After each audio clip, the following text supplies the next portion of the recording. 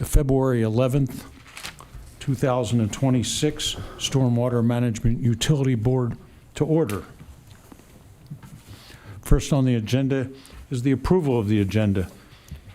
Do I have anyone that wishes to approve the agenda? I motion we approve.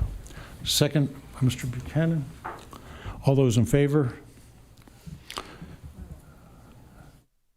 Signify by raising your hand. Unanimous, thank you. Next is the approval of the minutes from December 10th, 2025. Do I have a motion to approve the minutes or any additions or corrections? Yes, I'll make a motion to approve. Second. And we have a motion to approve in a second. I'll open it up. Are there any additions or corrections? There being none, all those in favor?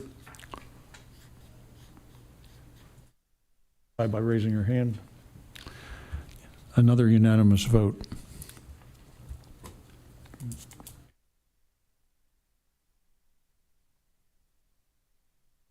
At this time, we will do introductions. We will start with Councilman Ritz.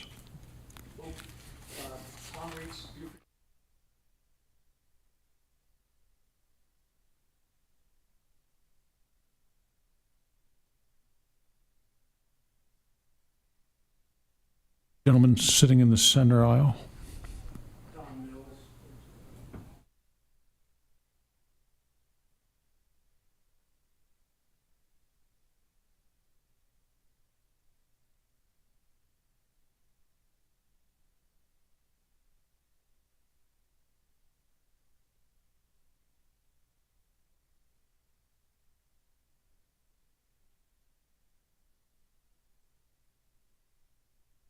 Public Works. Michelle Strader, Beaufort County. Ed Warner, Hilton Head. Dennis Ross at large. Mark Feinberg, and I represent District 9, unincorporated District 9, and Defusky Island. Ron Buchanan, St. Helens and Islands East. Jeff Netzinger, Town of Hilton Head Island. Nate Farrow, City of Beaufort. Andrea Moreno, Town of Bluffton. Thank you, everyone, for attending. I just want to make a slight announcement. Welcome to Andrea Moreno, is replacing some big shoes with Bill Bauer. He's been a consistently great asset to the Stormwater Board as an ex officio member, and hopefully his reports through you, you'll continue because he gave us excellent reports every other month and even monthly. So we welcome you, and again, big shoes to fill.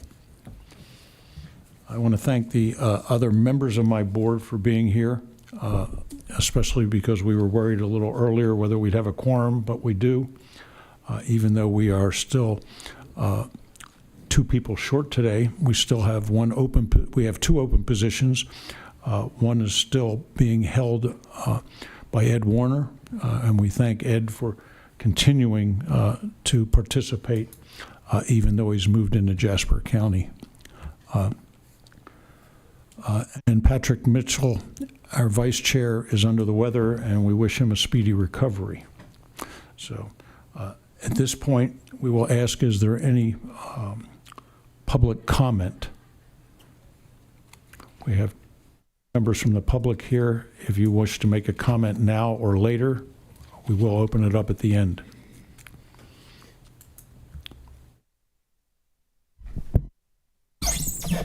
Hey, my name's Kurt Chapman. I own property with my wife on 6 Turtle Lane. It's an address y'all are probably aware of and used to. I am here to talk about the ongoing, unmitigated, unaddressed stormwater issue. It's been now close to 2 years since the official stormwater study was published. The county had it in draft form a good 18 months before that, and still nothing's been done. Last year, between the middle of July and Labor Day, 31 inches of rain fell in our area of Ladies Island. Now, that's the effect, basically, of 2 hurricanes back to back. To this date, very little has been done. I do want to single out the Public Works folks and Taylor Brewer. They have done some very, very good initial stuff. We were told as far back as 2 years ago by a county councilor that the county was in talks with the limited liability corporation that owns the golf course. Now, since that time, we've found out that the limited liability corporation it's not a limited liability corporation, it's a limited partnership. And it is our understanding, and we know for fact, that representatives of the limited partnership have been dealing with private developers while at the same time dealing with the county. That's dealing off the bottom of the deck. That is underhanded. And I met today a person who claims to be a developer who has purchased part of the Marsh Golf Course that is intended, according to plans I've seen and heard, not seen, but that I've heard of, that was to create a stormwater detention retention area and a passive park. One is true and the other isn't. So, not real happy, and I just want you to know I'm going to keep coming back until we get answers, and I will hold this group responsible. It's time for you to stand up and show a backbone. Don't put this all on Taylor, okay?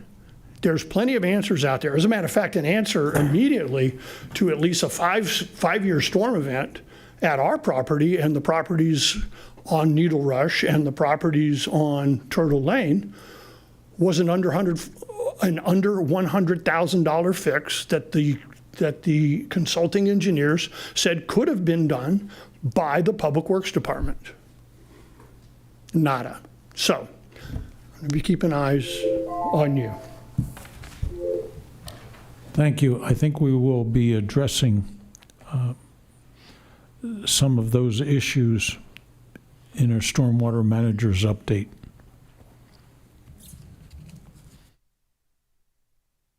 My board members?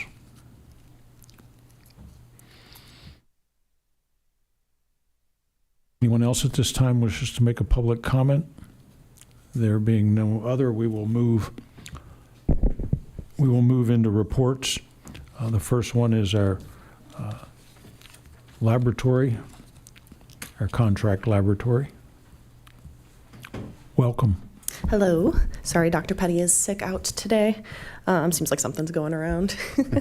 Our quarterly sampling is in process for this first quarter. For the county, we've completed almost all of our sampling, and we're hoping to finish it up at the beginning of this next week with the rain we're going to get on Sunday and Monday. We are also working on integrating a new member of our lab and a current USCB student into our daily operations just to help us out with our day-to-day sample processing. Her name is Cassidy, and with our projects with the town of Bluffton, we are, I believe, getting back into our targeted sub-basin microbial source tracking work, looking to finish up what we were doing last year and maybe look at some other sub-basins that we can test in. And with our citizen monitoring project that we work in collaboration with the Port Royal Sound Foundation with, that's still ongoing, and we're looking to expand into the upper watershed with some of those sampling sites as well. And I think that's all I've got for this first meeting this year. I do have one question, maybe two questions. Absolutely. Do you analyze the city of Bluffton's water or the town of Bluffton? Yes, we work with the town of Bluffton. My question is, it seems that you've been understaffed for the last several years. A little bit, yeah. And it looks like it's, you've got some students interning, helping. Can you realistically take on more sampling points and get the analysis done in a timely manner with your short staff? I believe so. Our student assistants that we have, which benefits us and it benefits them to get some real-world experience with laboratory work like this, especially because the interest in that is growing. We're working on our staffing issues right now. The transition process from the former lab manager who had been here for many years to, I know there was a gap in between her and I when I joined on about a year and a half ago now. But we're looking to expand proportionally to what we can bring in and what we can carry with the workload right now. Are your interns doing field work, or are they doing lab bench work, or both? A little bit of both. Some of the students do go out and collect the samples, specifically for the Port Royal project. That's mostly citizen-led, citizen volunteers that go out and do the sample collection and the monitoring. And then when the samples come into the lab at our Marine Sciences building, the students will process the samples there. Is there a training program for the citizens to do this sampling? Mm-hmm. Is that through the laboratory? It's through the Port Royal Sound Foundation. Through Courtney and Chris, they do. I'm not sure exactly the sign-up process for that, but they have people that reach out to them and they incorporate them into the program that way. I just worry about your staffing, and Yeah. so. Well, it's good for the internship people. Yeah, definitely. So. Yeah. I've got Yeah. a question almost along those lines as I was looking through the 25, or actually the report we got on the Yes. quality lab. You talked in the summary, there are a couple of sites that you recommend relocating or eliminating, 6 of them, due to poor flow or low accessibility. And as I looked through here, and I'm familiar with this area, and it's a shame Patrick's not here, we have the one monitoring station out on Ladies Island, which is BCR-RS, and it's got the lat long on here. Given the growth that we're experiencing from the Woods Memorial Bridge, eventually all the way down to past St. Helena, Yeah. what other monitoring stations are we looking at having? And since this one is mainly just a pond flow, it doesn't have any tidal flow to it, are we looking at putting any other stations out on Ladies Island to keep up with the amount of growth that's out there? I believe after, I believe Taylor and Jacob went out and looked at the sites with Ty and Tyler a few months ago, and we came to the decision that we're not going to make any changes to the sites at this time, just because where we've got, even though we do have trouble with some accessibility and flow issues sometimes, the locations where the sampling is taking place is still preferable to where we could move it to in those areas, if that makes sense.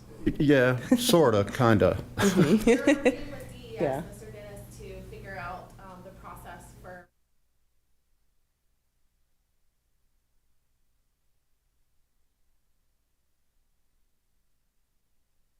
In Ladies Island, or just the ones that were identified in this report? In general, but we are looking to.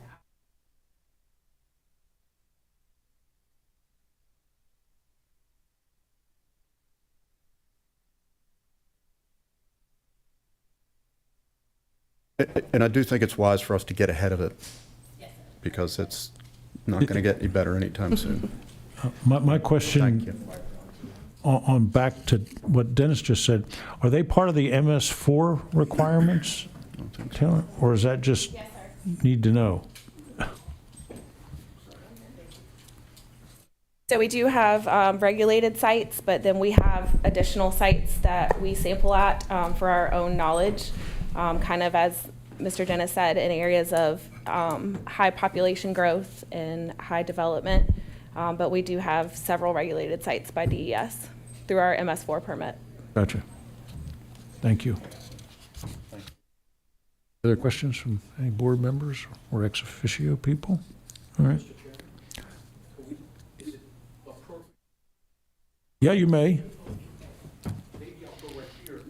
It's great to see you here at USCB. What is your work with Beaufort Jasper Water Authority? They have a tremendous problem, like in Pinecrest and many places in the area, with water, with manganese and such. What is your relationship with Beaufort Jasper, and are you helping them solve that issue? We don't I don't believe we do any work with them directly right now. We do, some of our MST data that we share with the town of Bluffton is sent to them if we have human targeted hits at certain samples. It could be indicative of a sewer leak problem. So that's what we are in contact with them about, but we don't do any work directly with them at this time. Can I ask you up here, are you aware of those issues that Beaufort Jasper's dealing with all there's been a lot of complaints on the water that's ruining a lot of their dishwashers, clothes, all sorts of stuff. Are you aware of all of that, or? I am not, but that would be drinking water, and obviously as an MS4, we're focused on stormwater. That's what our permit requires. Okay, yeah, okay, just, thanks, all right, but with all the sampling, I think that'd be ideal to maybe help them get to where they need to be. They have I think it's a 2-year plan to get that cleaned up, and these people are dealing with a lot of horrible water. We're always open to new partnerships, new avenues, but like Andrea said, that is primarily more drinking water, and we're more environmentally kind of centered with our sampling efforts. But we do have analysis capabilities to do some. Fantastic. Yeah. Thanks. Maybe you want to hook up that way. I don't know, but they would love that. Councilman, I think that's something that Beaufort Jasper Water needs to contact USCB Laboratory if they need assistance. I'm going to do that. As opposed to the other way around. All right, I'll get that done, but I'm glad you're here. You gave me Yeah, of a course. thought, and I appreciate that. Yeah, no problem at all. Any other questions? Thank you very much. Thank you, guys. At this time, we will have our ex officio reports, and we'll start with Andrea Marino. Well, last time I was here, we talked about the town storm drain art program that we were getting ready to send out to the public. That call for art is, again, for middle and high school age students. And that call for art is out until March 6th. And then we're hoping for like early June is when we'd actually be putting this artwork on the ground. The town is also undergoing revisions to its wetland ordinance. And currently the wetland ordinance is out for public comment until March 2nd. And then we're hoping also for early summer, July, for second reading of town council for adoption of any changes that we make to the ordinance. We've also selected a firm for development of the town's resilience plan, and the contract is to be awarded at the town council meeting in April. Can't say the firm until it's been awarded. And in terms of the comprehensive drainage studies, so the Hayward Cove is completed and the owner asset reports have been sent out. And actually I was going to, if y'all were interested, I'm going to have for the April meeting here to see if you guys would like a presentation and kind of an update on the comprehensive drainage studies using the Hayward Cove as sort of the example. Absolutely. Okay. Dan will be thrilled. And then also just the Garrard and Crooked Cove update. So the asset inventory has been completed and asset owner reports are being put together right now. And then the Rosedew Creek subwatershed, which is certainly the largest subwatershed of the May River, that RFQU is being generated right now. So it's sort of in the beginning stages of putting together, a hopeful award for a contract. And then the only other things I have was more just questions for Taylor later, but just some feedback on the Beaufort County Connect and some asset maintenance that the town is looking for and that's owned by.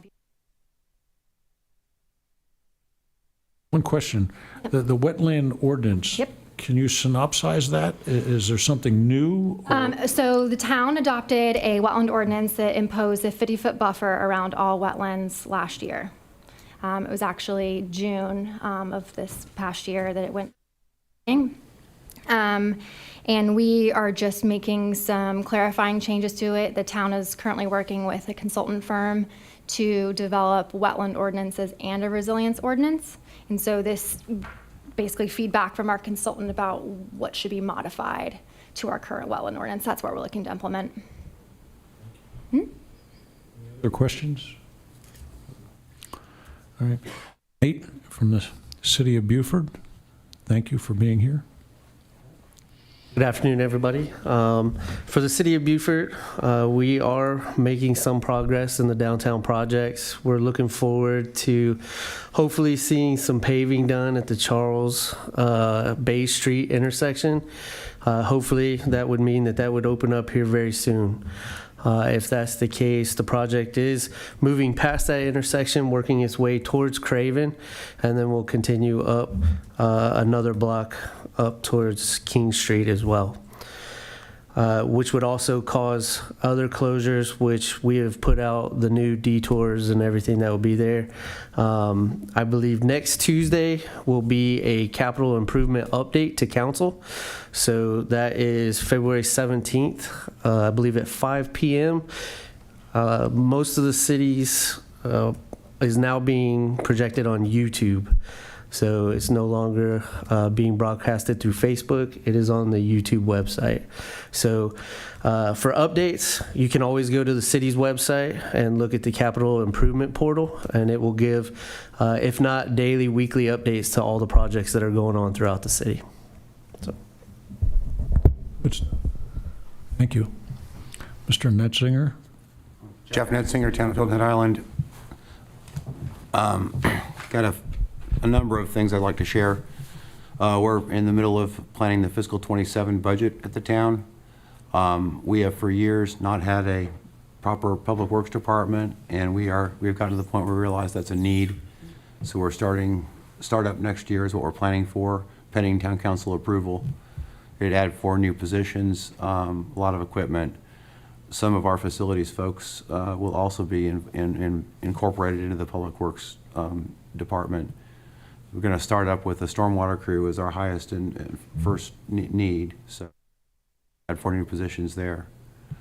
I've got a couple of updates on a couple of our monitoring programs this fiscal year.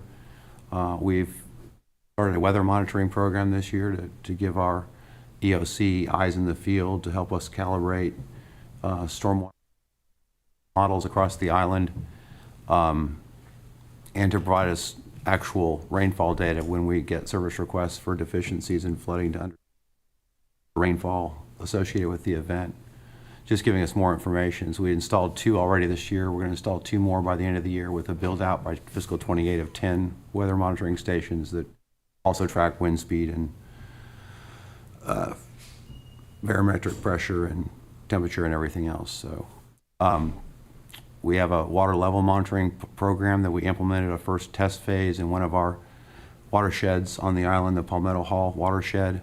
We installed water level monitoring devices in 9 lagoons. We're having those surveyed this week so we can calibrate them and understand how the system behaves all events, and help us track drawdown to create additional storage in advance of storms. So we're going to see how that goes this year. We're excited about it. This year we have 15 active CIP projects. 2 of those are complete. 1 is construction, and 12 that are in survey and or design. One of those key projects is an overhaul and upgrade to our Central Island pump station, one of our most important pump stations of the 4 we have on that we maintain. Just to let everyone know, the town council is having a CIP workshop on the 24th of February, where we're going to talk about prioritization of our CIP program in 8 different areas, including stormwater. So town council will get a look at what our idea of prioritization for next fiscal year is at the end of this. We have a resilience plan that's still underway, but it should be wrapping up by September of this year. We completed the SWOT analysis in August of last year. So we're going to really happy to have that come to a close. That'll help inform our planning for CIP improvements in the upcoming years. Also, we're starting a stormwater master plan effort this month. We are actually routing the job order for signatures right now. So later this month, we're going to kick that off. Long overdue to do our own look at what we. Of note, our beach renourishment effort starting last August, a $47.5 million project that'll put 2.2 million cubic yards of sand on our beaches, is just over halfway done. As of today, they're putting sand right in front of Caligny Beach Park, so over halfway, should be finished by the end of May. We're also in the middle of a land management ordinance rewrite, and we've made a whole lot of changes to our stormwater chapter, working closely with Jacob Terry, our watershed manager here, and Kelly Wasugi, our operations manager for stormwater. So it's going to strengthen our ordinance in a lot of ways. We've had a lot of years with this kind of rusty ordinance. It's a little bit quality components to our design requirements and strengthening our requirements for the flood. Thank you. Any questions about Hilton Head? Well, it sounds like you're busy and tackling something that obviously needs tackling. All at once, yeah. We wholeheartedly support your efforts, especially from this board, from Stormwater, knowing that we have, the county has several projects ongoing because of stormwater or due to stormwater on Hilton Head Island. So I guess that Taylor and her management team is working closely with your team to address some of these issues of where some of the land is in Hilton Head, but the roads are county roads, so we have some, dual responsibilities in a lot of those areas, and some of them are state roads that border county roads or border unincorporated county areas. So we all need to work together to come up with a unified plan that helps basically the homeowners that are suffering. So good job. Thank you.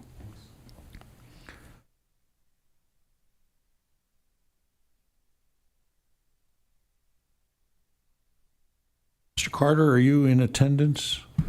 He is not. He had a medical appointment today that was unexpected. I apologize. But if there are any questions on the maintenance report, I'll field them.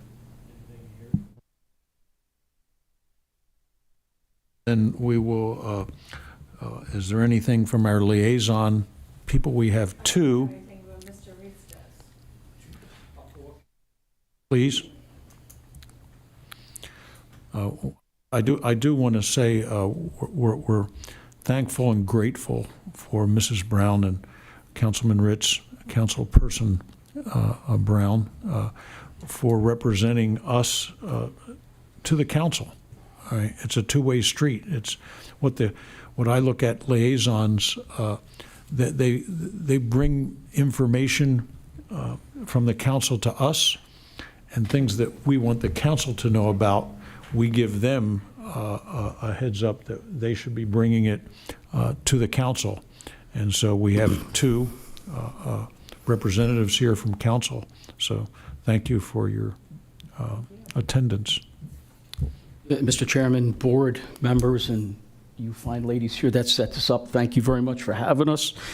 It's an honor to serve with Ms. Brown on not only the stormwater, but a lot of what we do for our county. I have a few things to try to get, but to hear Mr. Nextinger talk about the work he's doing, I mean, we started these projects 2 years ago, August 24, Storm Debbie, and to come up with a master plan, that was part of our goal. And Taylor, what you're doing, we appreciate that. What I want to try to do right now is, one, say thank you very much for all that Mr. Moore is doing on down the list to Taylor and what we're doing for the people.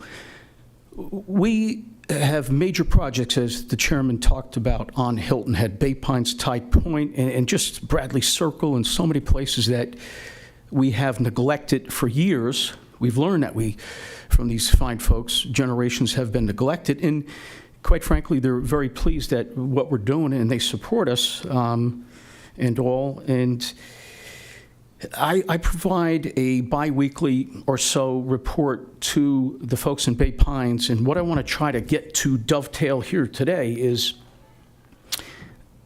Mr. Moore and Jared and Taylor and Bradley are working on a stormwater projects list of by area, and I like the whole one for Hilton Head because they do everything there.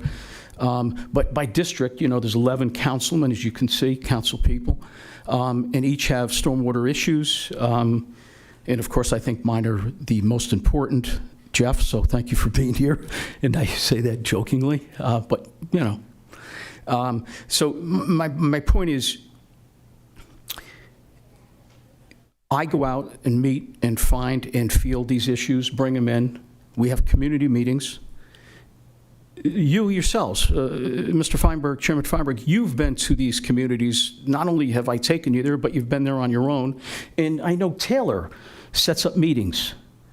So the point I just want to try to drive home today is, can we put together a progress report, something that's being done no matter what? It's not like a lot of work, but have project reports based on districts, and dovetail what Stormwater does, what Taylor's doing. Like, for example, the berm that you're working on with Mr. Schroeder and Tracy didn't make this current update that I gave the entire team, which includes those two. So they're saying to me, get yourselves together, because we're talking to Taylor. She's coming in, which is great. I encourage you to do that. I think you can move there and still not get to all the projects we have to do. But if we can get and I'd like to hear from you, Mr. Chairman, as to your efforts as to bring projects together and have a flow of, in chronological history of what we're doing, what the next steps are, what's being under evaluation, what we're putting out for bid, so we can sort of have a more unified approach to this. And again, great work is being done. I have a report here that I gave to some of the communities within Hilton Head, as we talked about, and some of these, we get one sentences here, and I want to submit this. I'll submit this to you to keep and get it to the board. I think we need to do a little more. We need to add more detail to what we're doing. If we go and clean, if there's a lot of issues that are being addressed in Bradley Circle, for example, and we provide them a monthly report and it just says we cleaned out roadside ditches. That's excellent, but what are the next steps? I mean, there's a ton of issues there that we've addressed, we're going to look at, and it's going to phase in, it's going to take time. But when we send a report every month or two, whatever it may be, and it just has one sentence, we cleaned out roadside ditches, they look at me and say, wait a second, you've had people here, you got 40 things we're going to do. Why aren't we not addressing them in an order that we can all stay current with? And again, some of these communities spent 21 years waiting for us to get to their issues, and now that we're there, I'm saying it's a beautiful thing. And why aren't we using the tools and technology we have in-house to bring in what the board does on your walks, and you take notes, talk about that, what Taylor does when she goes, and of course what I do when I bring it in, I bring it to everybody. I let everybody know exactly what's going on. So again, the work that we've done in the last 2 years has resulted in the town of Hilton Head saying we need a master island-wide drainage plan. That's a beautiful thing. What I'm saying is let's expand and do a little bit more of organization and keeping track of what we do. And does that make sense? As far as Beaufort, Jasper, Water, and USCB, I think that could be a marriage made in heaven. These people have been desperate. They can't even feed their dogs and cats, their animals, water from what they're going through their homes. So my thing is, I may come the wrong way of how we get people together, but let's not lose sight of the fact that these people have been suffering and not able to drink the water, let alone feed their animals. And we know most of people feel they like their animals better than they do each other. So help me with that. And I believe, welcome, Andrea, to this. Welcome. You're good. I wish you well, and If we can help you in any way, let us know. But thank you all for listening. Appreciate that. I understand your concern, Councilperson Ritz. We can and should ask for a little more specificity and possibly some timelines, all right, on our projects that Mrs. Brewer provides to us every other month. I believe that we don't see all the work that's going on almost daily. All right, there are many, many projects that we are attempting to tackle. We're asking for more money and more work crews. We've talked about it in the past that cleaning roadside ditches is paramount to stormwater control, and we don't have near enough people doing that work in the county, all right, through our budgetary process to take care of it. It's just a simple fact that it's a labor shortage, all right? So that becomes a budget shortfall. So we know that we have 10 months of growing season in the low country. We can't compare ourselves to Chicago or Illinois or Pennsylvania where they have 6 months of growing season. Our roadside ditches grow up and get filled in almost continually. So we're well aware of that from this board standpoint, at least from the chair standpoint. There's not a whole lot we can do except ask you all as our liaisons to go back to council and say, and I know that we have Walpert Consulting looking at changing the stormwater fee structure, all right, and where it stands with our neighboring counties, all right? But from my standpoint, unless council, all right, decides we need to ask for more money and improve things, we'll be chasing our tail for some time. I'm not saying it's forever, but it's going to take a lot longer than I'm sure the public, the people in Turtle Lane and some others want answers now. The problem I see from my standpoint, and I'd like my other board members to chime in, these issues didn't happen overnight. They've been going on for years. And I understand as homeowners, they want action. As taxpayers, they want action. And that we're the ombudsman for people who pay a stormwater fee. We're here to hear your issues, but we can't guarantee they're going to be fixed in the timeline that you would want without more money. And so they're going, before we had very few projects that the previous stormwater managers talked about. And I've been doing this for a number of years, and we have more projects going on now than the last, I guess, over 10 years that I've been on this board. So I believe that our stormwater department is working extremely hard. Can our reports be more fleshed out with timelines and more information so you can give your constituents, when you meet with them, more information? No doubt. All right? But thinking we're going to solve all these problems that have occurred over the last 20 years or 30 years in some of the cases of on Hilton Head, all right, and some other places within the county, we're not going to be able to snap our fingers and fix them tomorrow. And people need to realize that, and you need to explain that to your constituents, that it isn't going to happen overnight. It didn't, your condition didn't happen overnight, so the fix isn't going to happen overnight. And no one wants to hear about raising taxes and raising stormwater fees. There will be a reality to say maybe we can have an increase and then roll it back when all these big projects are over. I mean, like the penny tax. Maybe we should have a penny tax for stormwater, since I'm on the record. But I know no one wants to hear that. But probably the best thing that I ever saw since I've lived in this county for 16 years was we did an overpass and a toll road, and it's the first time I've ever seen anybody take the tolls down and say, we accomplished what we did and we're not going to take any more money for it. That's a hell of a win, because I don't know too many other places that do that. Maybe we need to do that with stormwater fees, double them for 3 years and then roll them back after we get all these projects done. I don't have an answer for you, council person, but you can take it back to your council that we need help. We need more money. We need more staff from our standpoint. Gentlemen, I'd like you to weigh in. I can echo a lot of what the chairman has said. I mean, it's been an ongoing problem. You guys have heard me say, we lived down here in the 70s and 80s, and we never saw the flooding problems. Folks that are natives that have been here forever and ever and ever. You never saw the type of flooding problems we have now. But it's not just one problem with stormwater.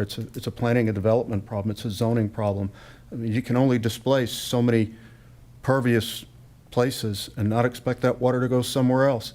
And it's happening. It's happening continually. So we have to have a tighter rein on what we do as far as growth. To tie in with what you were talking to about reporting, and I'll ask Taylor, because Bradley's not here right now. She may know this. I've been pestering Bradley for over a year about the stormwater projects, and I think 2 years ago, I think he said, yeah, we just have a whiteboard in the Public Works Department, and they've been working on a program, a spreadsheet program that Bradley was actually quite enthusiastic about it when I talked to him, but I can't remember the timeline of when that was going to be active, and this would be something that's going to be available to the citizens of Beaufort County to say, when's the last time my ditch was cleaned out, or when are they coming to clean it out? So can you address that, Taylor? Do you have any knowledge? Yes, sir. So it's a two-prong issue. We have moved our asset assessment and maintenance plan onto GIS. We're in the process of doing that so that we can better track it internally. And then the county is actually has an RFQ out to redo all of the county websites. So we were told to hold off on redoing our specific website because they will all be redone within the coming year or so. And with that, we will implement the changes that we've talked about, along with records on where we've been for the public, and then kind of the areas of where we're going next and timelines. So that will all be publicly available once the county finishes its countywide website refurbish. Taylor, who's spearheading that activity? And Our IT department. Because we've asked for it, maybe we can ask that Stormwater be ahead of the curve when they're putting these things online? Understood. Yes, sir. I can express that desire from the board. Mark, I worked on a project this summer with a contractor that I've been doing consulting work, and we used to use the whiteboards, and the CEO came up with, he's a tech guy, he said, why can't we do it tech? We did. For less than $5,000, we have over 100 projects listed that any one of the foreman, superintendent, or in the engineering staff can go to the program, pull it up, and know what equipment's on the site, how much pipe we got to put in, how much asphalt we're doing, the whole Marianne. And it didn't cost that much. And it took the people that we hired 3 weeks to do it. Now, I know I've sat here with Dennis and talked about this. We're talking 3 years and it can't be done. I say, bull, it's time, council. Someone needs to take a baseball bat to some butts and start moving it down the road. That's as frank as I can be, and I'm disappointed that it hasn't been done. Hey, I'm not cutting anybody off. I'm saying this to mirror what the chairman said and colleagues. We value what we're doing. It's incredible the work we're getting to now. But the people, Paul and I live with these people. We go to church with them. We go to school. We go to Publix, as you do. So, and for whatever the reason is, I'm involved. I just love being involved. I love serving this community. So my thing is, I can't go away until the people vote me out. And that could be November, who knows. But my thing is, I love what I do. So it's not a point of having them hold their horses. They've been holding them for 20 some odd years, and that's a good thing. They've paid stormwater fees for 21 years, no service. They don't mind it's going to take time. But when we do reports that have just one sentences to people that you have met, I mean, our people, from Mike Moore on down, they're desperate for help, and we send them one sentence. of a data point. And I'm like, wait a second, there's 3 or 4 or 8 other things. So please understand, this humble councilman appreciates everything you're doing. Well, somebody here at this end talked about a live portal, talking about CIP projects. There are people here that are not IT people that can put those portals together and have it to where it's protected and everybody can, including the people we serve, can see where their projects stand. And not to mention, I hate to say this, but I think this county has close to 2,000 employees. I'd say we start a little bit of a group saying, let's get some fires out. And if it's coming to stormwater first, we'll get a couple IT people, a couple of managers of managers, and put them together and say, you know, until this is taken care of, let's have this fire department go to stormwater and take care of business. You know, you're coming back to me saying, take a baseball bat, which I love, or hit them over the head. I love that, but why do we have to? The people that we serve that come up here and talk about what they have to live with, isn't that enough of a bat? Holy Christmas. You know, and I'm not debating with you. Councilman, I'm going to cut you off. Please, by all means. All right. I don't Only mind that because at all. I know you're extremely caring individual. What we can't do from this pulpit as volunteers, all right, and advisors, all right, it takes the people in that executive conference room along with yourselves, all right, to make it happen. We can't make it happen. We can't allocate funds and say we're going to have, as Mr. Warner said, I wish I could just say right now, tell me who to write the check for $5,000 and somebody will reimburse me and we can have it done in 3 weeks. I'm not allowed to do that, all right, unfortunately. So we need to go through the hoops that we are governed by. And again, council probably could, and I don't know if it's a 3 reading type thing, but whether it's a 1 or a 3, they could make it happen, you know, within the next 3 months, right? And that's the worst case, all right? The easy fix would be in one council meeting, and you have 2 a month, all right, to say we're going to just go outside of what we're doing now and create whatever program Mr. Warner was talking about. But we can't do it, but you can. So we're going to put the ball back on your court and say you and Ms. Brown need to speak up at your meetings. Okay. Let me just end with this then. Why can't we invite that staff that you talked about from Mr. Moore on down to this meeting? And again, I'm not asking for 3 readings. I'm asking for, you know, some basics of, you know, we got a great IT. We got some great, we got tremendous employees, and they want to do this work. We just got to cut them loose. And maybe it's as simple as getting them here, and we don't have to go through an act of Congress, 3 readings to get things done. So next stormwater teller, why don't we invite Mr. Moore, Jarrett, and everybody so they hear us and hear these people speak on our behalf. You know, I don't mind taking a baseball bat to anybody, but I think that's the wrong approach. I love working with everybody here. Anyway, thank you very much. Thank you. I was kind of strong with the baseball bat, but it was for effect. You were on point. You were on point. I'll say one more thing to Mr. Reitz, and I think you've gauged it at council meetings. We've gauged it here. I've gauged it on other platforms that I'm fortunate enough to serve on. The frustration with the members of this county are more palpable now than I think I've ever seen. And there does need to be something done. Unfortunately, the type of government that we have here in Beaufort County is slow, and it takes time. And it is frustrating, and I understand, you know, what Mr. Chapman had said earlier. I mean, we've been dealing with this problem for a year. How much longer are we going to have to wait? Unfortunately, it's a process, and until we change our procedure, and I think you and I may have had a discussion about this at one point, it's just going to continue to be that way, and it's terrible. What we do. That's all I got to say. Let's go. All right, we're going to move on to Ms. Brewer's status reports.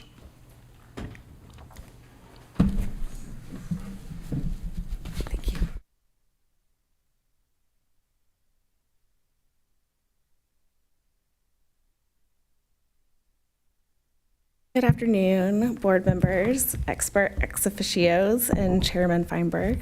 Thank you for having me. Just to directly address the most recent topic. So there are a few things that we are in the process of doing. Like I said, we've moved our maintenance inventory.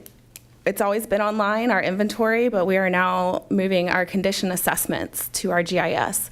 That way, when our inspection assessment team goes out and decides that a pipe or an asset that we have is in poor or fair condition, it's labeled differently in our asset so that then Stephen Carter and I can immediately in the office see their reports. We are also working on tying the videos from our CCTV van and rover into our inventory, which I think will be extremely helpful. So we will have an better accessible inventory of our camera work that we do on our assets. And then we've also requested a Smart Sheets application to track all of our projects and maintenance public works wide. Stormwater is one of the first that will be issued a license for Smart Sheets. So that's being held through our ID department, but should be handled within the next 1 to 2 months. And we are actively taking training from our facilities director because he's already using Smart Sheets and thinks that it's a fabulous program. So we've made a couple of improvements there as far as technology and moving away from the whiteboards and hand tracking of our systems. In the meantime, in lieu of a workable app that we've discussed for the public, we have started posting or continue to post all of our maintenance reports online. So the maps and maintenance reports that Ms. Joanna and Stephen come up with are publicly viewable on our Stormwater page. It is in a PDF format, and we will work to make that more interactive, but for the time, that's a way that our public can go and access what we've been doing over the past few months and years. Can I make a suggestion to that? Absolutely. We have I can't think of a proper way to put this, but we have all these functions that Stormwater goes to, and we have specifically the dog poop person, right? And they go out there and promote picking up animal waste and doing all these things. I would venture to guess, and I can't recall, it was at our sit-down meeting in there where even Mr. Freilich said, I don't even think my wife knows how to access half of the things we do. We need to start making ourselves more visible for these items that are very top of mind for people, particularly stormwater, to start going to some of these functions and go, here's the app, here's how you can get it online. We need to have instructional video. You can't make people understand unless they see it and they know it's available. Yes, sir, and I've heard that request from the board, and my response was to request and implore that our education coordinator be moved explicitly to stormwater and exclusively to stormwater. She's been handling solid waste as well and all of public works. So just as of last week, solid waste and recycling has interviewed and selected an environmental coordinator of their own. So Ms. Valentina will be moving solely towards stormwater in an effort to better inform our citizens on what we're already doing and to better develop future programs. All right, let's move right into our utility update. So as we mentioned, Wolpert is conducting a stormwater utility fee study at the direction of management. We have kind of tweaked our approach. So we are now not only studying our fee structure and how terrible it is, but we are, in addition, looking at our level of service and our current budgetary needs and seeing if that's aligned with where we need to be. So they will give us an estimate of what we should be operating at as far as level of service, if we would like to increase that with staff and equipment, and then they will give us recommendations for either restructuring and putting the brunt majorly on commercial or increasing fees, but we will have options at the end of the fee study. But coming out of that, we will know as a whole how we can move towards a higher level of service, both for the unincorporated and then municipalities if necessary. Now, Wolpert's been dealing with this for well over a year now, right? Not consistently.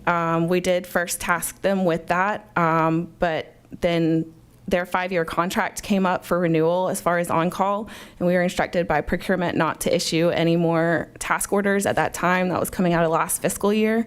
So this project has been essentially on hold for 4 months due to procurement. But we have an active contract back now with them for on-call, so we are hitting it hard and getting back into the fee study as a priority. Have they given you a timeline? We are looking at 6 months to have the fee study completed and have some good recommendations for the board as far as a new structure. This on-call, help me here, please understand. I thought it was on-call, in my parlance, was there's an emergency and we need to call in an engineering firm to help us. This doesn't seem to fit into an on-call operation. It's like, it's a project that we know we needed to have done. How does that, is the wording, do I misunderstand the wording, on-call? So to explain, our on-call contract for architectural and engineering services, as we call it, for specific, stormwater specific, has handled in traditionally our MS4 program assistance, and we've usually had one firm on call, which has been Wolpert for the past 5 years. Our engineering department has multiple on-call A&E firms for different types of projects. We do assign them large projects. We have traditionally tasked them with our drainage studies and things like that. We have added 2 additional firms to our on-call list for stormwater specific in an effort to have more expertise accessible to us when needed. But they do have a continuous program management task order in which they help us with not only our MS4 program, but our stormwater utility fee, tax run, and things like that when necessary. So it is for emergencies, but there are also regular projects that we've tasked them with. Can you explain to me, and if you can't, that's okay. It appears to me that your department under Public Works handles the routine daily, weekly, monthly stormwater activities, whether it be sampling, whether it be cleaning ditches and pipes and roadways, where all the significant projects are farmed out. Is that a true statement? That has been historically, but we have tried to beef up and train up our in-house staff to be able to handle some of these larger projects, especially like pipe installs where we're simply upsizing. We would have loved to do the Bay Pines project in-house, but our capacity was not where it needed to be at the time. So we are looking towards doing some larger projects in-house, design and installation. But yes, historically it's been contracted out. Thank you. Yes, sir. Moving on to our solo code design manual edits, as stated, Town of Bluffton's generously shared with us the copy that they had adopted through their council and the edits that they have adopted into the solo code manual. We have taken that and looked at it. One of our main goals for this was to format the manual properly and reduce any kind of contradictions that were found in the manual so that we are able to take what we call an adopt-worthy manual to our other lovely counties that we are adjacent with and municipalities within Beaufort County as well. We kind of want to do a solo co-manual road trip and to encourage our neighbors to adopt formally the solo co-manual in an attempt to kind of regionalize the planning and zoning that Mr. Dennis brought up. Talking about places like Hardyville within Jasper County. Yes, sir. Among others. They still giving you the stiff arm? They are not. We have had very favorable responses. They went to their council with a smaller version, as they called it, kind of a mini solo co-manual. They don't have the staff or funding to implement a lot of the things that we do through the solo co-manual, but they do want to encourage better development through their design manuals. So I think that the air is palatable. Good. They better get on board now because things are moving fast over there. Yes, sir. And we do, in addition to that, we're partnering with Port Royal Sound. They're working to create what they're calling a toolkit for smaller municipalities and counties that don't have staff. And essentially, we would give them a finished, edited version of the Soloco manual and any kind of documents that they would need to present to their council for adoption, trying to make it as easy as we can on them. Yes, sir.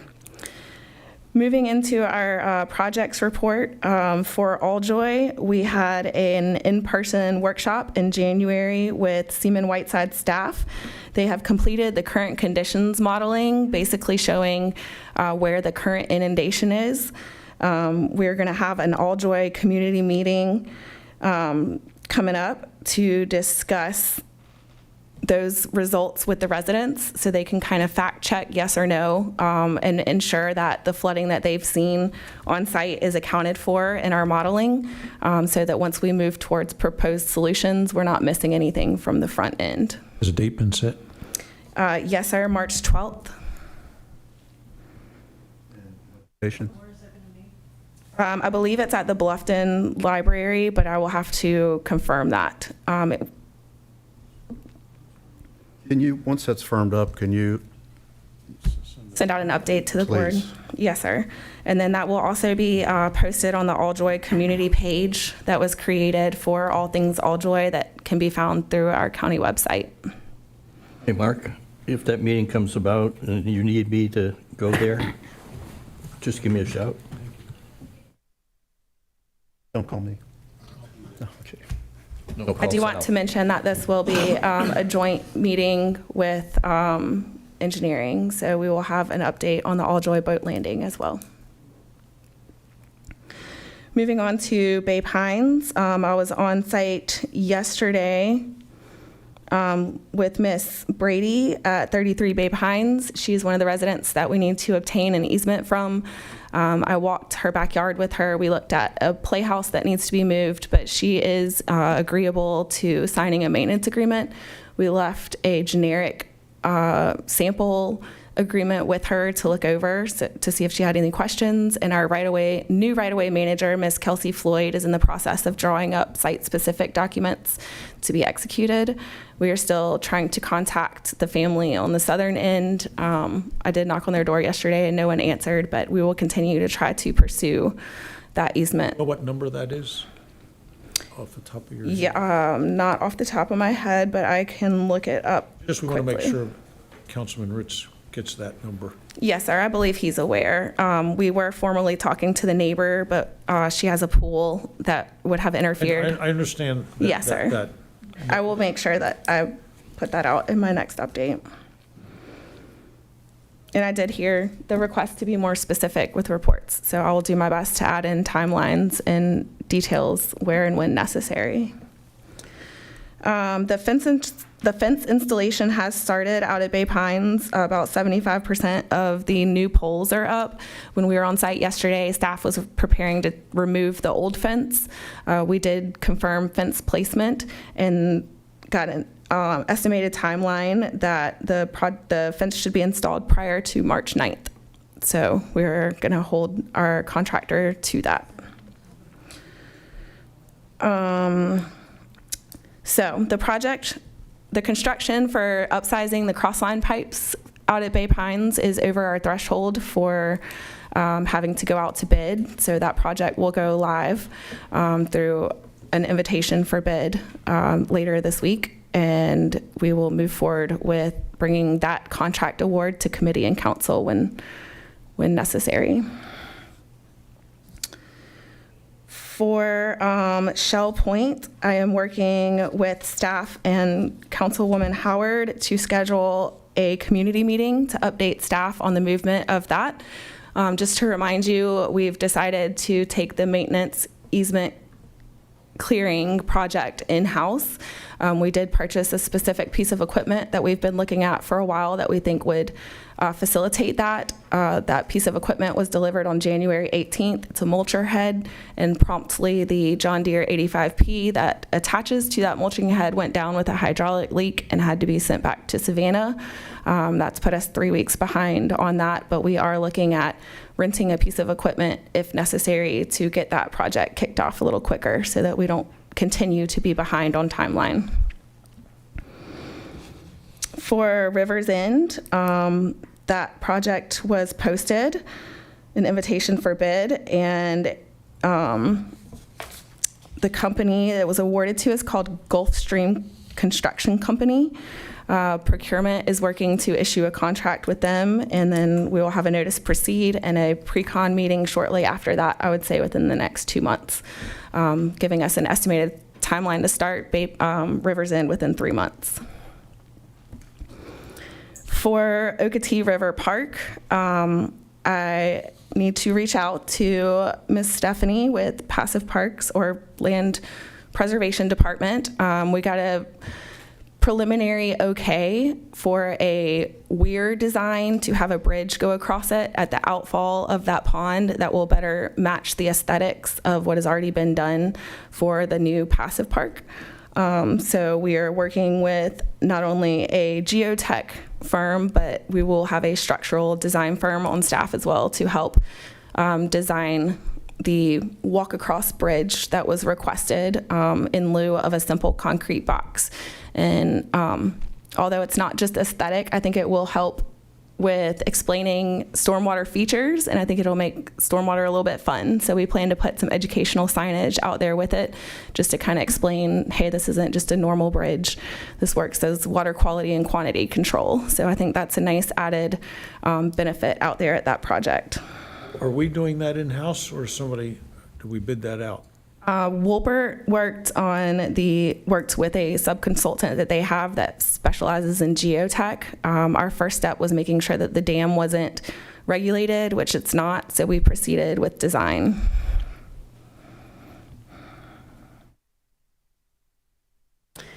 For Royal Pines, as stated, I received a verbal okay from our legal department to start developing a buyout program.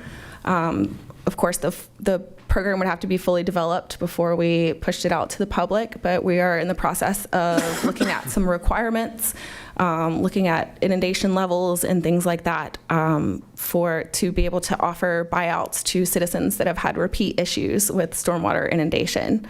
I think that our model would be Greenville County. They're very successful up there. They call it a stormwater mini park program. There are options for what would happen to the piece of land after.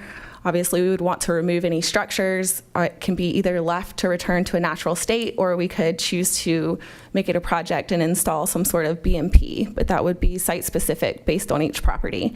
But I'm very excited about the potential of that program coming to fruition. I can't recall, did we have green space involved with that, or they? Green Space did express the desire to partner on larger scale projects in which they might be interested in purchasing the land, and then Stormwater would come in and fund a BMP type project where the only condition would be that it would never be developed in the future.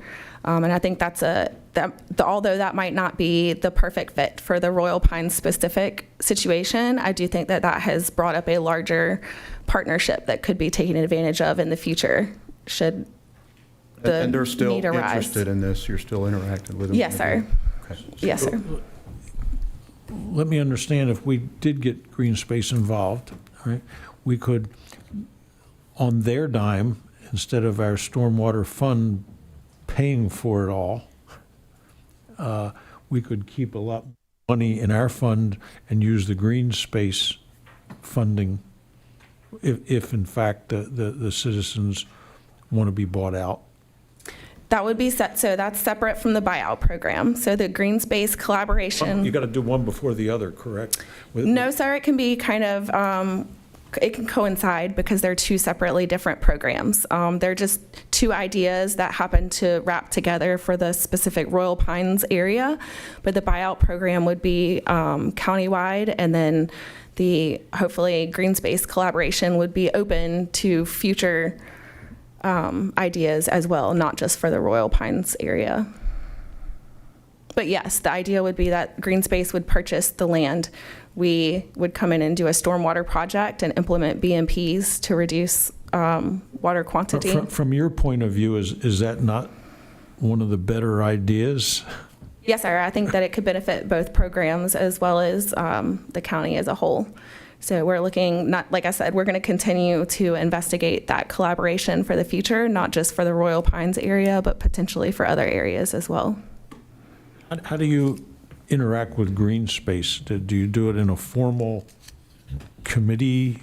How does that happen? The county, from what I understand, would be the applicant for the parcel. And then like stormwater staff would actually take forward the green space application. My interactions up to this point have just been conversations. As we get closer, if that does come to fruition, would it be possible to get Mark Davis in here or someone else to fully explain to the board of how this actually might transpire? And make Absolutely. that public knowledge too, so that folks can become educated, which I think is a very important program throughout the county. Yes, sir, I agree. And we can definitely have him come in and do a presentation on his green space program and the possibilities of intertwining that with stormwater. That one, knowing, not to overuse the word suffering, public that lives in that area, if we don't meet for another 60 days, maybe that could happen in our next meeting. Yes, sir. Noted. Thank you. That brings me to our last project on the list, Arthur Horn Wetlands Restoration. This is probably the most exciting project for me. We have issued the contract to Black & Veatch. We will have a kickoff meeting very soon with Black & Veatch. But just to reiterate, the idea is to restore wetlands function and stormwater function to this area in Port Royal. It borders also on City of Beaufort, to give flood relief, but also create habitat and kind of possibly mirror a cypress wetlands kind of situation. So there's also been talk of future connectivity to the Spanish Moss Trail, as well as possibly trying to figure out connection to cypress wetlands as well. So I think not only would this be a great stormwater project, but I think it would be a great project for all three municipalities going forward. For a staff update, I did want to mention when we were... I'm going to interrupt. Sorry, Yes, sir. Sorry. I noticed Oak Marsh wasn't on this list. Could you give No, me sir. We are handling that more in the maintenance department, but we did do a huge maintenance effort in that area, and I can get you all of the Only specifics because I on think that, again, there was a stormwater issue there. Yes, sir. And so I think it belongs in our stormwater project list as to where we are on that. I visited that site, and it was, we have a state road involved that's contributing to a stormwater runoff problem. And then, I know there's a huge maintenance thing, and then there's roads that I'm not sure who the hell owns the roads, excuse my French, whether it's county or whether it's private or whether it's Hilton Head, somebody owns those roads, and we know that the drainage was undersized. So both council people have been there with me, so we know that's an issue. And again, it should be something is it done? Is it finished? Do we expect any more problems for the people that live there? Understood. Yes, sir. I will put that into my projects update so I can give a more detailed update on that area. Our professional contracts update, as I said last time, we had 3 firms that were chosen: Wolpert, Davis & Floyd, and McAdams. Procurement is in the process of issuing contracts. I know Wolpert has a fully executed contract, and I will have to check on the other 2 this week. But we're excited. the way that we kind of framed it in our minds, where Wolpert has done a fantastic job of helping us with program management and our MS4 implementation. We're excited about adding on Davis and Floyd for their local knowledge and design expertise. And then I think that McAdams will add a green infrastructure flair to our team and be ready to handle projects that have an interesting environmental impact. For our staff update, I did want to speak to Mr. Ed Warner specifically. We did reclass a current position that we have in Stormwater for a Stormwater-specific GIS analyst. We do think that this will help us take our inventory and assessment to GIS in a smoother, faster process than going through IT. We were approved for that. The personnel action form has already been signed all the way up, so it should go live and be advertising within the month. And we do think that that will help us. It's not GIS specific, it's kind of a catch-all for helping us with program record retainment, going digital and things like that. So we have a lot of tasks that down the pipeline for that person, but we do think that will expedite having our maintenance program on a more regimented and automated system. In addition, we requested for fiscal year 27 another vac truck operator, an additional foreman, 2 additional maintenance workers, and an additional SEPSCI inspector. And this was at the request of management, the board, and citizens to increase our level of service that we're offering currently. So we will wait to hear more for that. We incorporated that into our budget requests for 27. Questions? All right, thank you. Thank you for a comprehensive report. Yes, ma'am. Again, back to the Bluffton Library, there will be a community meeting for all joy residents to discuss. To discuss the drainage study is what we're going to be discussing. The current modeling report from Seaman Whiteside, which is our contractor on the Alljoy drainage study. We'll also have the engineering department, which will give an update on the Alljoy boat landing project. Alljoy boat landing and Drainage study. Okay. Yes, ma'am. I just hope the You're welcome. Bluffton Library will be large enough because, again, we're mixing some apples and oranges there. We have people that are very concerned about the boat landing, but you have another constituency that's very interested in their stormwater. So you put them both together. Unfortunately, I think they should be separate, but if it's already decided, so be it. But we need a large enough venue and a time. We can't just have 1 hour of the library's time and tell everybody that at 7 o'clock we're done, because there's going to be a lot of public comment, I would expect. Mr. Chairman, that's a good point. Could we move it over to the rec center? I can ask. Yes, ma'am, I can ask. Our Alljoy point of contact, Mr. Matt Kraus, is coordinating that meeting, but I can definitely inquire about location and express the concerns. But right now, it's going to be in the library. Yes, ma'am, as far as I know, that's where it was projected to be. All right, thanks.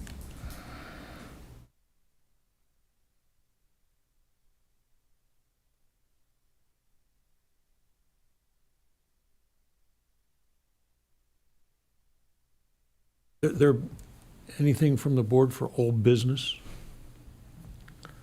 We have some new business, and first, I'm going to take them out of order. I'd rather jump right into the questions and answers for the 2027 proposed budget.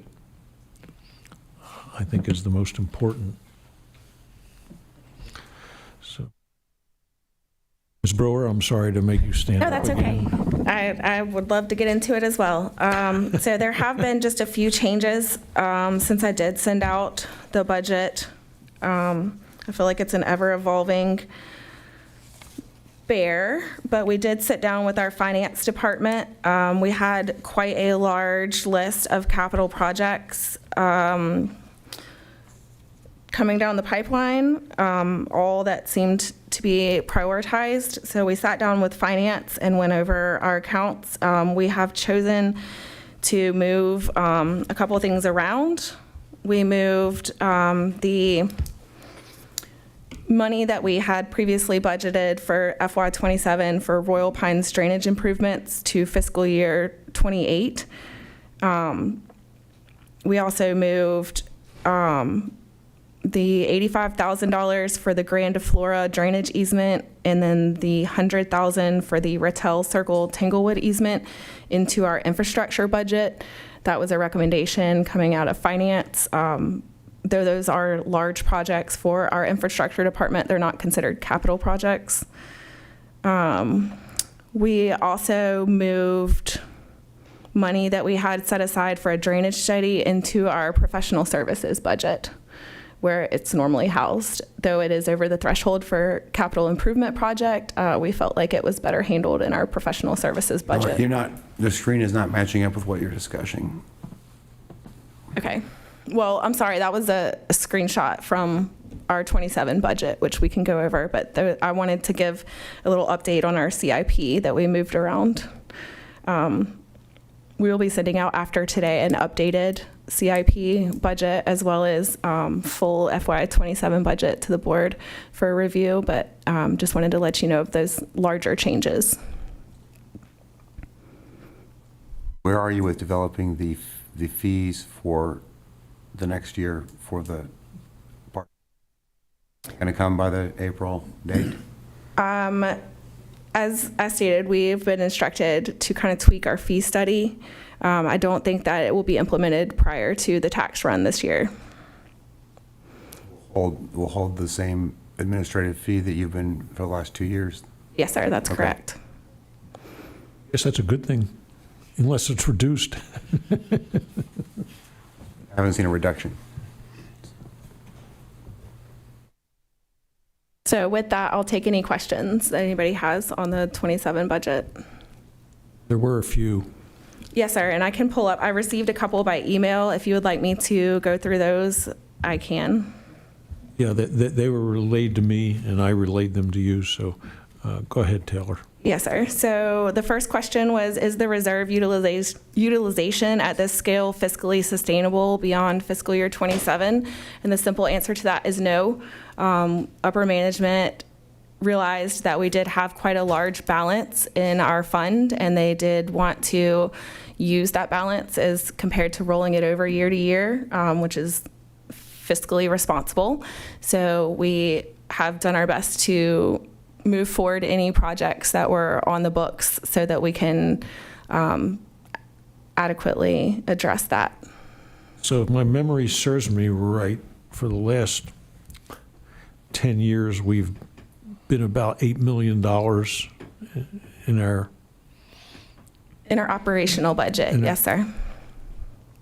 For emergencies and That's our fiscal, that's our yearly expenditures for our operational budget. But we have, as previously stated, we have a lot of larger projects slated that have not been accounted for in previous budgets. So we are trying to use that balance to complete some projects that have been on the books. has management given you a target of, do they want to see zero? What do they want to see? Finance has advised that we should have between 1 to 2 years of operational money in our fund and no more. So what is the balance right now, that reserve fund? We are at 21 million right now. So we're going to take 22.7 million out of that. The 21 million wouldn't account for the 8 million that we took in this year. And it also, we requested a 10 million pull from our reserves for fiscal year 27, and we're only utilizing about 2.5 of that. So 8 million of that will go back into our fund as well. So that's in addition to the 21. And hopefully with the fee restructure, we'll be able to, over time, obviously, build that back up again. What Yes, was sir. the ideal number they said they wanted between? 2 years of operational balance. Okay. Around 16 million 16. at any given time. So we take this 22.7, we take roughly the 12,000 that we're going to re-inject back into it. So we're going to be $4,000 or $4 million short on the operating budget for 2 years until we get the feeder structure. We are going to utilize around 4 million of our reserves per year for the next 2 years. And we do realize, like I said, again, that's not sustainable at the income that we have, but we do have that balance built up. So we did go ahead and pull the trigger on some larger projects. But we do not assume that we will have $17 million of capital improvement every year. I noted under your training and conferences, APWA, American Public Works. Yes, sir. Will you have anyone there this year? It's in Houston? Yes, sir. Our director is going this year. I am unable to go this year, but we are budgeting for at least one stormwater staff. I would suggest you send more because this year new technology is being released. Yes, I've sir. already seen some of the preliminary announcement. I've been asked to work the show with one of the equipment manufacturers. I don't think I'll make it. But new technology, best practices, and all that, new equipment that is also going to be shown in Las Vegas in 2 weeks at ConExpo that is being really, the manufacturers are designing for stormwater because in the industry they know stormwater is growing each and every year. So I would suggest you have a few $100s, but somehow you need to have more than one person. I mean, you need to have someone that understands equipment, understands operation, that can take a look at something and understand what's going on. Yes, sir, and I completely agree with you. I did make the request. I do like going to conferences and seeing all of the new equipment, but I'm not the person that rides on the equipment daily, nor have I been trained properly in that. And conferences have kind of historically been reserved strictly for management, but I did request that my superintendent could start attending larger conferences that do exhibit machinery, as he is the one that's most knowledgeable in that area, and that was favorably received. So I will make sure that that's reflected. This is a point of reference. I've been working with a town in Massachusetts, the same size as Hilton Head. They're sending 3 people. Yes, Now, sir, that's a hell of a understood. lot smaller. Their budget is a hell of a lot smaller, but they're sending 3 people. So if they can find a way to send 3 people from Bradley International, which is in Hartford, a very expensive airport to fly in and out of, to Houston, then I think this county can send more than one person and someone who Understood. understands operations. Yes, sir, Thank you. understood. Thank you for that suggestion. Who is our director? Bradley Harriet. And I have another question. How was the equipment selected? The trucks, you show an International, which in the industry, construction industry, is called a corn binder. And then you show some Cat excavators. Not the latest in technology. We have a workforce issue. You're not even looking at the intelligent models that are in the industry, where you can eliminate at least 1, if not 2 laborers, because you can program the machines to dig a certain depth, a certain angle, and return to dig, and you help out on the manpower. Those aren't even being considered. And obviously, when you came up with, whoever came up with this equipment, they didn't do an O&O, operation and owning analysis, because they'd find that these particular Cat models rank as the highest owning cost and the highest to operate. And they're not even listed as the #1 seller in those classifications. And I reached out to a gentleman I know. I worked with his dad for many years. This young man is the #2 in the New York Thruway highway group. They have a lot of thruway in New York City, New York State rather. And I asked him, I said, Ron, what do you think about International Harvester? And I know he took the phone and banged it on the desk because that's the sound I heard. And his response was, a corn binder? No way. He said, tell your folks that if you really are serious about trucks, you'll look at Western Star and Mack. that cost only a fraction more, but the longevity, the strength, and the cost of operation is going to be a lot less long-term. So I have a problem with that line item. I have a big problem. And it just tells me that the bush hog, I think that's a good one. But whoever selected those machines, I have to keep the comment to myself, but after spending my whole lifetime in construction equipment, no, I can't support it. Understood.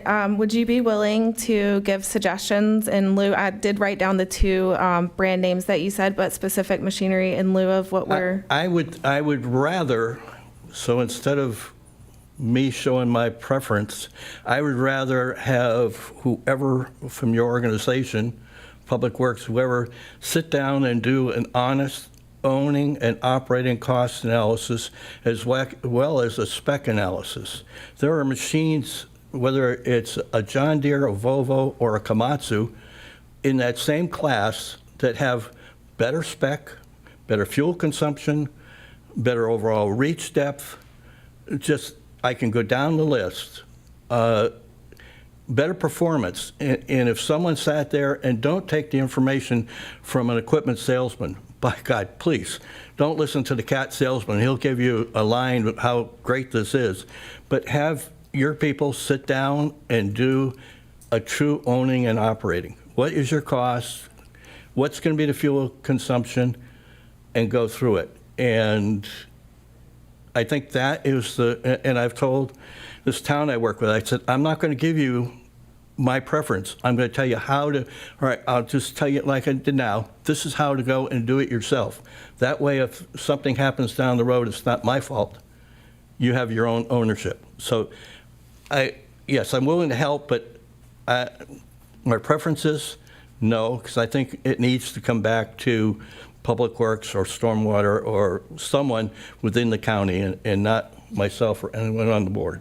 Yes, sir, understood, and that's an excellent recommendation. Thank you. I will definitely take that back and get with my operations staff as well as my fleet department to get that analysis. The other thing I would say is when they're looking at that equipment, I'm surprised that the trend with a lot of public works and stormwater, water departments is to add what the industry is calling now the Swiss Army knife. It's the Great-All product. It's a excavator that has a telescoping boom that is actually like a wrist. You set your bucket and it actually twists and all that.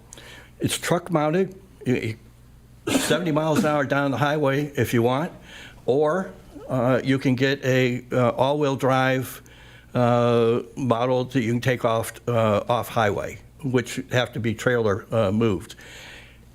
Something like that, when we're looking at staffing issues, you're eliminating a trailer. It's one operator. It becomes more and more efficient. And as a point, I just read the other day that the city and county of Houston last year bought 20 Great-Alls for their stormwater and public works departments. Now, they have a lot of ditches, if you've ever been to Houston, that they have to maintain. And that's showing the trend. So there's a big trend to go towards rubber tire excavators, but the Great-All has some features that no one else has added. So I would think that you should be looking at something like that. Yes, sir, thank you. You bet. And I think to tag along with Ed's obviously knowledgeable position on this, and we've kind of talked about this now, we've got to have reliability with all of our equipment because of the growth. It's nonstop. And if we have, just like you said, we had a piece of, what was the site we were using out there in Shell Point or wherever it was, or Alljoy? We're waiting how long now for 3 that weeks piece of equipment? to go to Savannah. And that come has a back. domino effect, and it ripples down. And I don't care if CAT is just down the road over the border. Just because they're there doesn't make it a good choice. We need to have that vision going forward to make sure that we're getting the best stuff that's going to be the most reliable or else these projects are just going to keep backing up, backing up, backing up.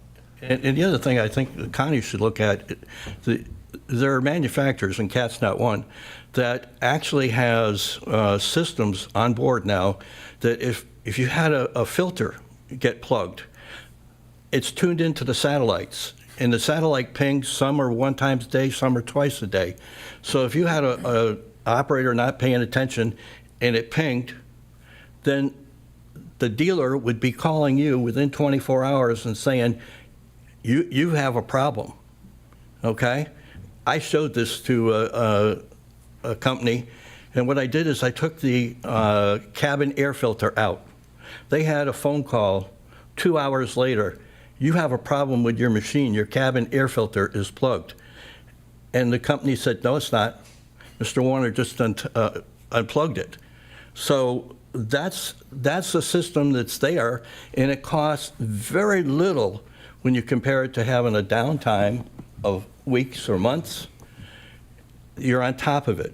And I would suggest strongly that the county be looking at machines that are labeled the intelligent machines. So they're feeding to the satellites what's going on. Let's take this so it's 2026, not like it's still 1995. Yes, sir. Thank you. Cut me off. Okay, I didn't. Ms. Brewer, I have one question of my own. I don't see it in the line items unless it's encompassed somewhere else, but in previous budgets, there's been a line item on maintenance that we were going to have to perform in perpetuity at Pepper Hall. And it had to do with the maintenance of the roads, and it had to do with maintenance of their stormwater retention pond. And that we were, the county was at least on the hook for 50% of that cost, and it was originally estimated to cost the county $500,000 a year.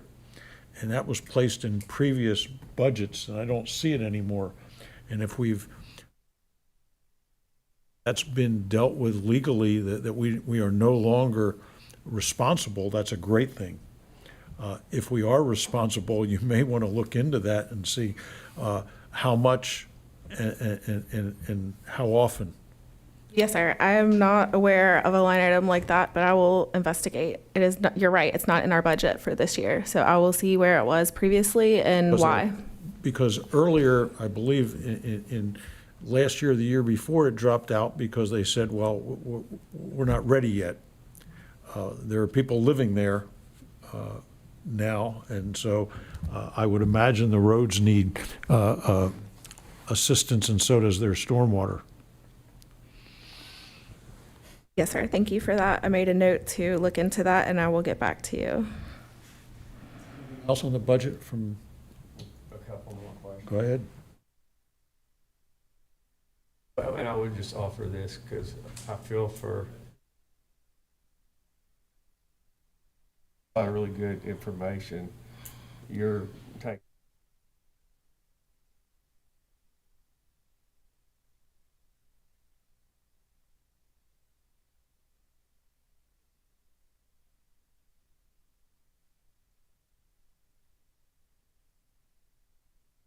proper information to the right people.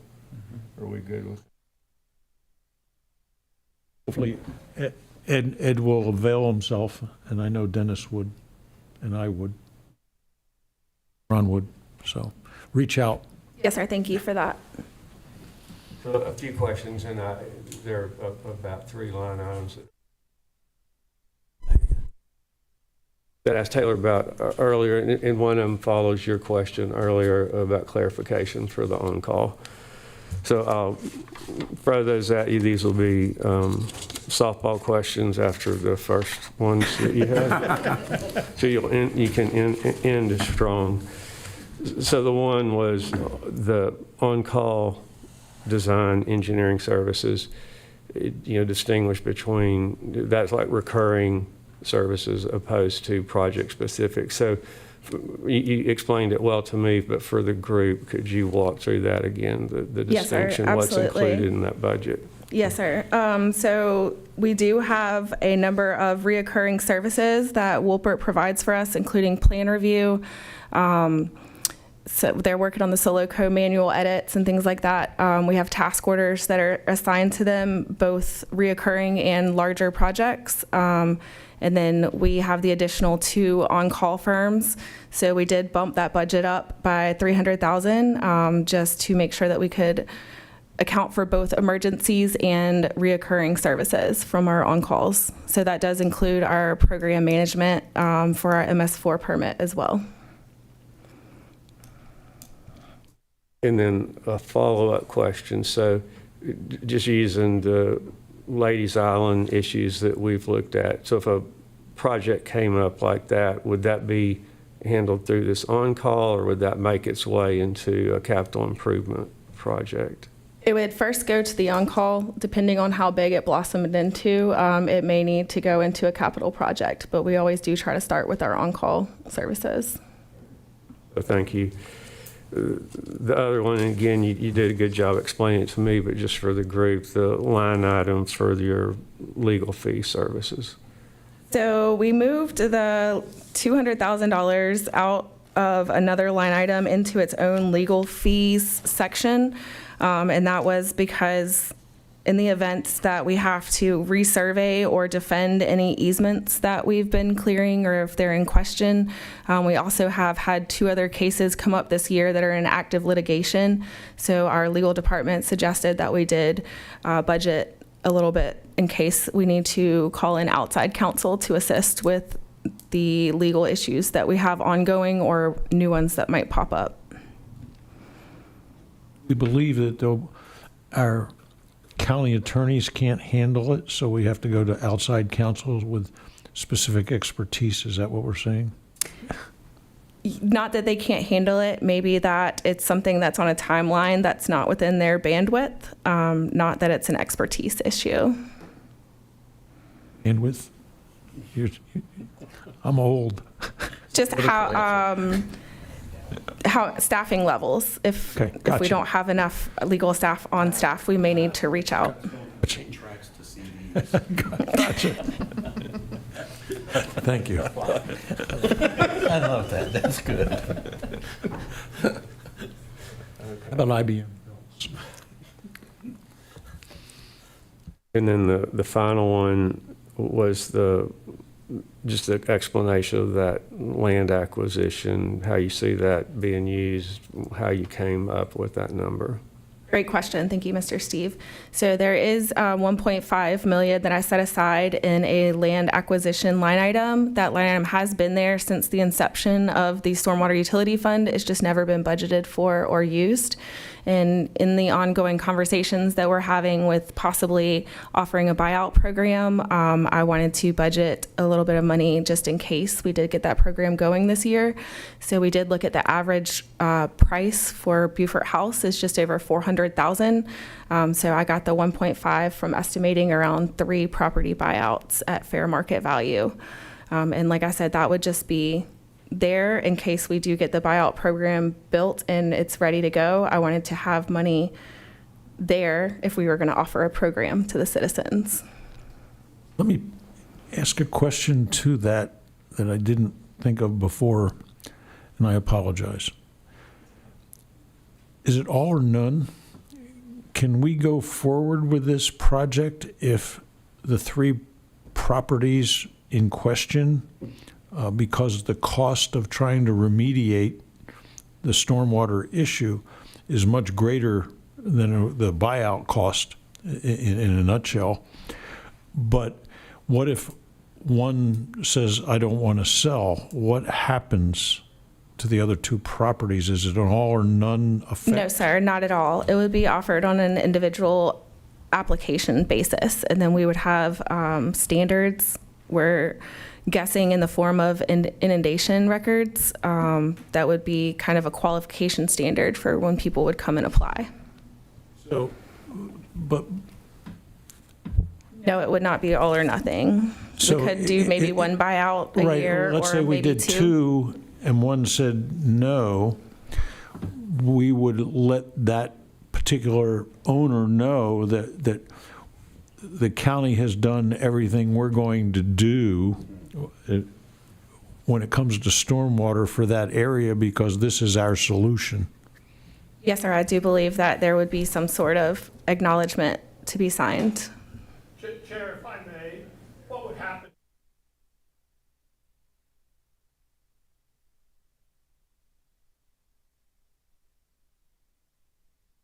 For the county, in the event that the property owner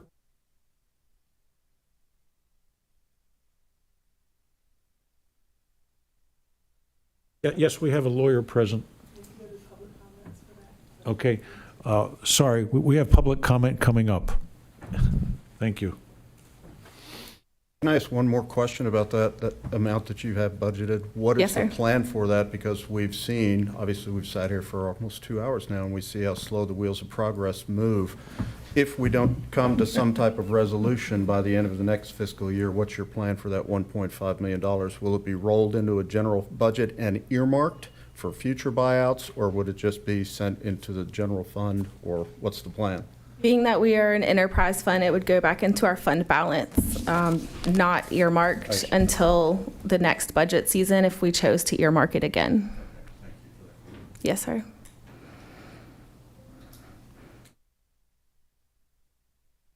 Taylor, I appreciate that you guys have a healthy general contingency for this year, so.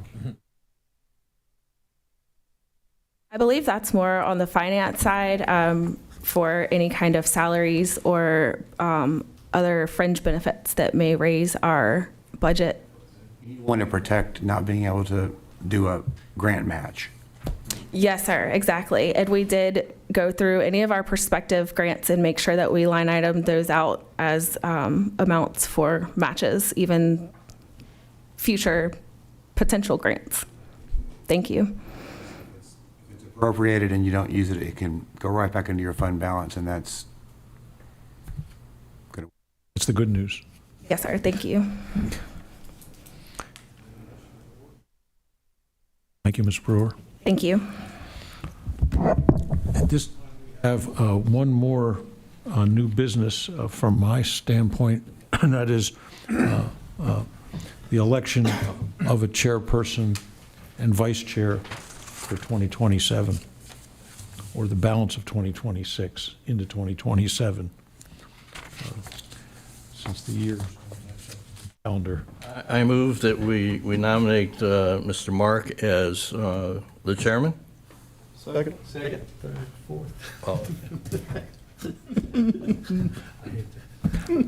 If Patrick was here, I'd have him take the gavel here and say, all those in favor, say aye.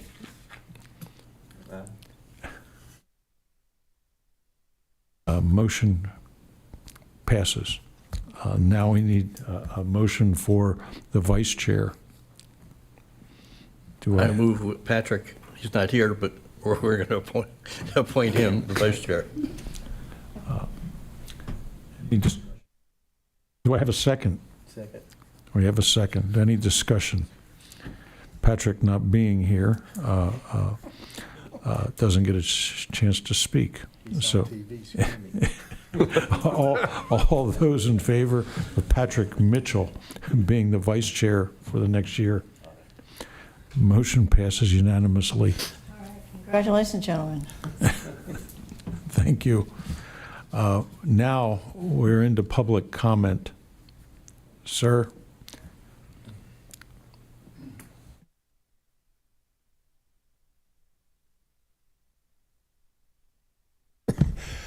Congratulations, Chair. I think. I just wanted to make a couple of clarifying comments. One, to the question, what happens if, and oh, by the way, I'm basing all of this on 45 years in risk management, emergency response, and human resources in both the public sector and the private sector.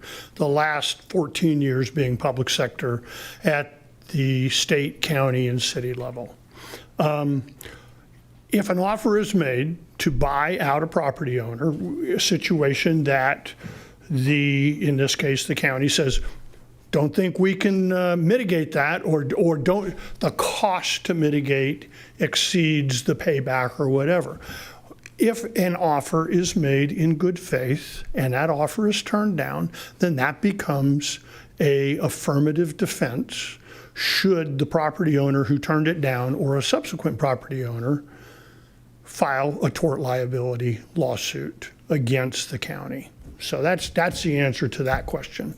By the way, Member Warner, I agree with everything you had to say about Navistars. We called them dump trucks because you drove them to their useful life, which wasn't long, and then straight to the dump. My only difference of opinion would be get a Kenworth instead of a Mack. But that being said, the one thing I really wanted to talk about is your impassioned plea that we didn't get here overnight. It took years to develop this. Don't expect it to get better anytime soon. I'm sorry. I heard that repeatedly over 45 years. You know, I am, by the very definition of what I've done, a type A personality who's prone to action. In my 4 years of retirement, I'm a command and general staff person with a national emergency response voluntary operation. I do command and general staff work with that. If you accept the status quo, then the status quo will be what remains. And the prime directive of all bureaucracies is what?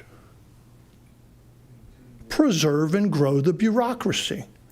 Now, in 1999, Marcus Buckingham, a leading thought person on leadership and business, wrote a seminal book. If you haven't read it, I recommend it. It's called First Break All the Rules. And if you think of that book that was written in 1999, I can bet you the people who started Facebook, who invented social media, read it. I can bet you that Tesla read it. I can bet you that Uber and Lyft read it. I mean, they boldface went into metropolitan areas and said, yeah, we know you got rules. Anyway, it's time to stop playing nice, and it's time to respectfully push back. Thank you. Thank you, sir. I will answer your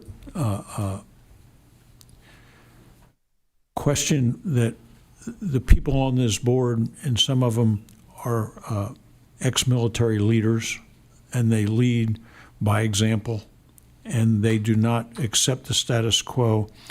And maybe I misspoke, but I believe in the last several years, this board has done more to get the public awareness that we're here, right? Most people don't know that this board even exists.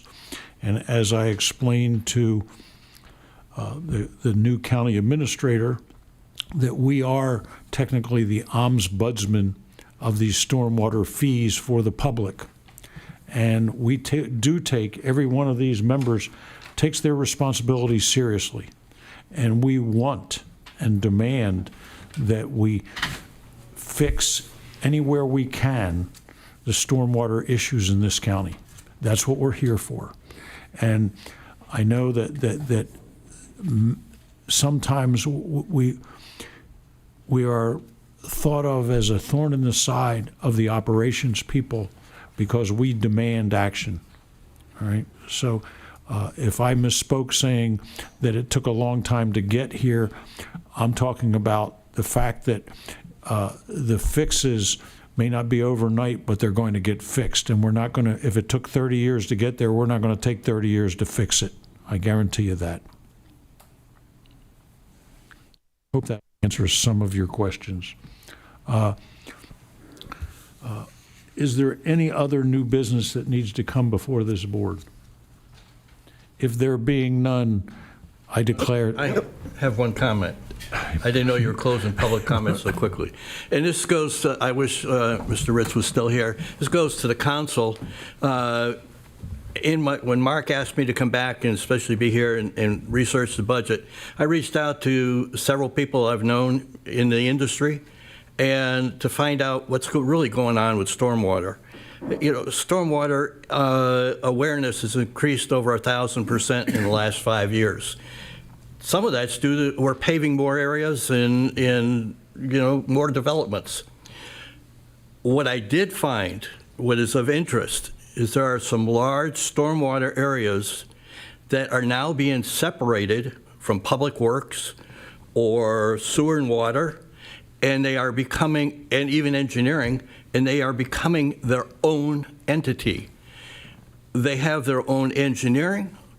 In some places, like the city of Houston, they have their own HR. So they're able to design and maintain. They don't have to rely on county, city, engineering, public works, or anything else.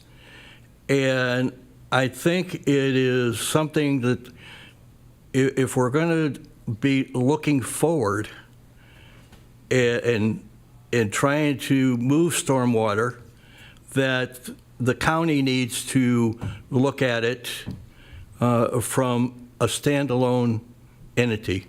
It's another department. Or you can have it still under Public Works, but it's its own. And I would even say to Hilton Head, as you're developing your own public works, that Stormwater has since I lived there for 13 years before moving off island, has its own entity and not be driven by some other group.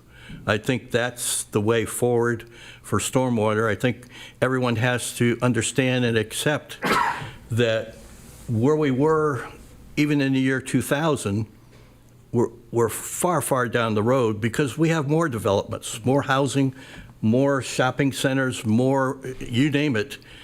And whether it's asphalt or concrete, it's all paved and it all has to run somewhere. And so we need to jump ahead 1,000% to catch up with where we are. 100%. Thank you, Mr. Warner. I couldn't agree more. I would say this to our liaison, Councilwoman Brown.